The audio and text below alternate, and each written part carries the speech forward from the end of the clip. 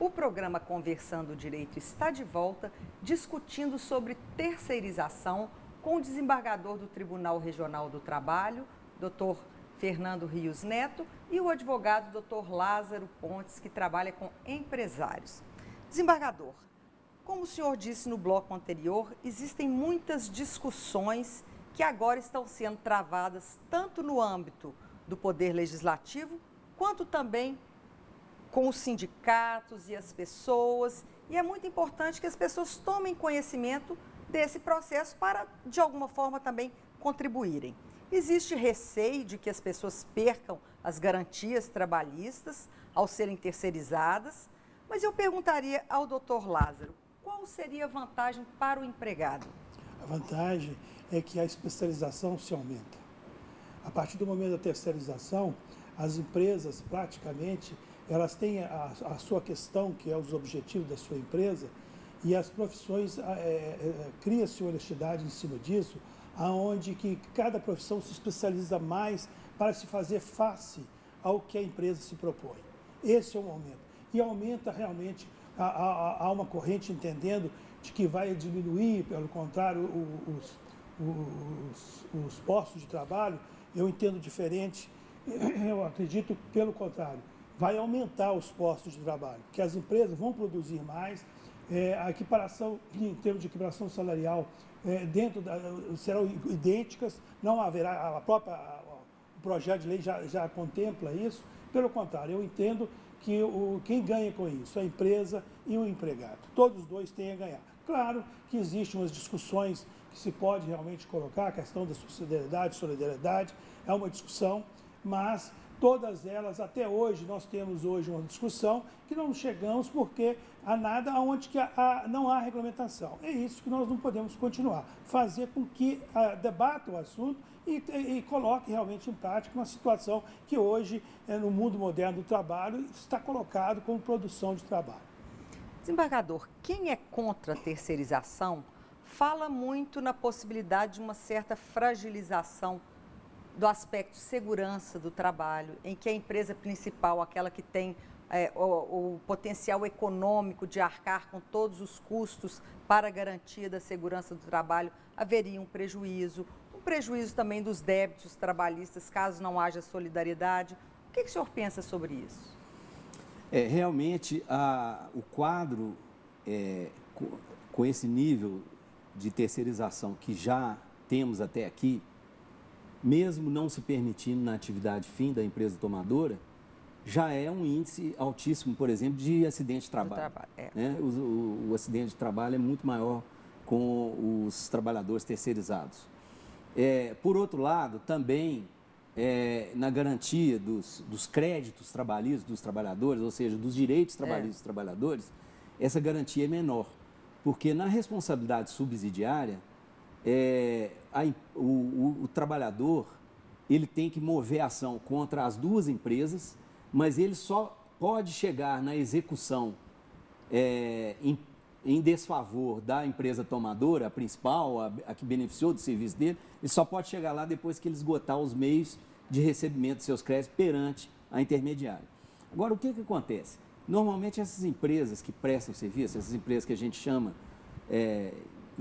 impropriamente, mas que são chamadas de terceirizadas, na verdade elas seriam as terceirizadoras, né? Essas empresas, normalmente elas são empresas descapitalizadas e são empresas de organização menor, mais elementar, de capital mais baixo, e elas não têm, em geral, a mesma responsabilidade social que as grandes empresas têm, que são as tomadoras. Não tem o nível de aperfeiçoamento a ponto, inclusive, de fornecer equipamentos de proteção, treinamentos adequados, essas coisas todas. Normalmente, as empresas terceirizadas não têm muitas vezes, nem essa preocupação, muitas vezes, nem essa possibilidade de adquirir esses equipamentos, esses cursos, essas coisas, e começa a fragilizar mesmo, como você disse, essa mão de obra, né? Há uma espécie até de discriminação quando esses terceirizados são levados para o trabalho dentro da tomadora, que é a maioria dos casos, alguns são fora, mas muitos são lá dentro da tomadora, eles se sentem discriminados lá dentro, porque o empregado da empresa grande é sempre mais... Entendi. Né? Tem mais direitos. Mais direitos. Mais possibilidades. Exatamente. Então, na verdade, é essa. Ele ganha menos, ele não tem os benefícios da convenção coletiva de trabalho, dos acordos coletivos de trabalho, e nem o mesmo salário. Pode ser que a lei tente corrigir isso, né? Falando que na atividade fim haverá igualdade salarial e a participação no mesmo instrumento normativo, convenção ou acordo coletivo. Então, pode ser que isso aí seja um dos pontos que a lei possa estar corrigindo. Mas existem outros pontos que ficam e que geram essa preocupação. Inclusive, volto a dizer, essa questão da solidariedade, que não está colocada. O senhor acha que vai mudar a relação contratual, negocial entre essas empresas terceirizadas e a tomadora de serviço depois que for aprovado esse projeto, no sentido de colocar os seus custos exatamente de acordo como são e não ficar sempre naquela possibilidade, bom, se houver algum problema, a tomadora está aqui para responder também. O senhor acha que vai haver uma mudança? Eu acredito que sim. Nós, culturalmente, tem se colocado exatamente porque não tem regulamentação. A partir do momento que nós temos uma regulamentação e o projeto vem contemplando todos esses fatos, todos terão que se especializar. Nós temos hoje um exemplo que não é uma terceirização, ela é disfarçada, mas é uma terceirização, que é a questão das marcas internacionais. Essas marcas internacionais, elas não produzem. Elas não, em momento algum, elas produzem. O que elas fazem? Elas fazem vender contrato com empresas de objetivos tais, como tênis, camisa, como queira, e passa aquela marca, eles a produzir de acordo com como eles querem e tudo. Que hoje é uma das que mais estão especializadas no mundo, é a questão desse tipo de negócio. Onde que ela é uma empresa que ela tem a marca na mão e distribui a nível mundial, principalmente o Brasil tem várias e várias indústrias que fabricam aquela marca.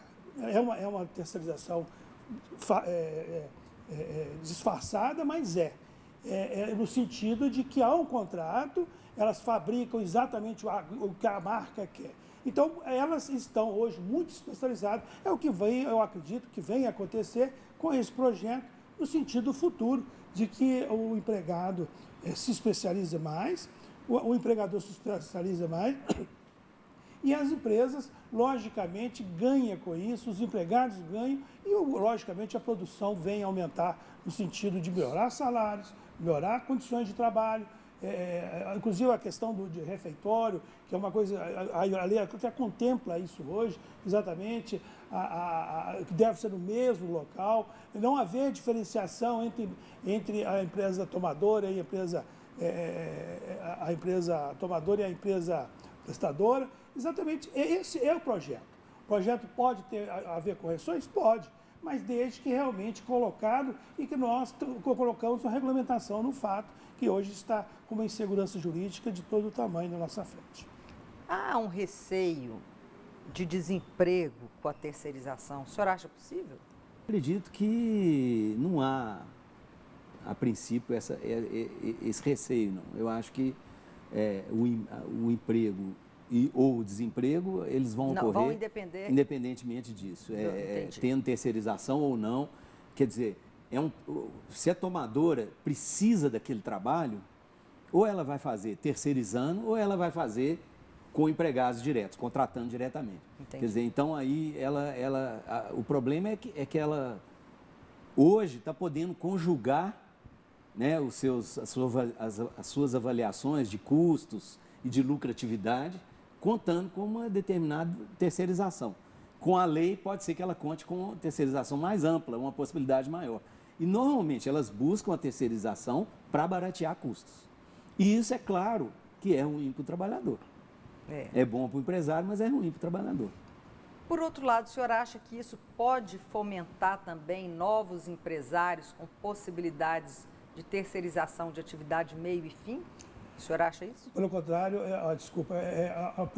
o que vai acontecer, ao meu ver, inclusive há estudos nesse sentido, a Confederação Nacional da Indústria demonstrou em um trabalho recente de que nós vamos, ao contrário, aumentar a nossa produção e as empresas, logicamente, vão contratar mais, no sentido exatamente porque elas vão, a empresa, vou chamar de empresa mãe, que seria essa tomadora, ela passaria a tomar conta do seu negócio, fomentando mais e fazendo com que o traçamento entre as terceirizadas se trabalhe no sentido dos objetivos dela.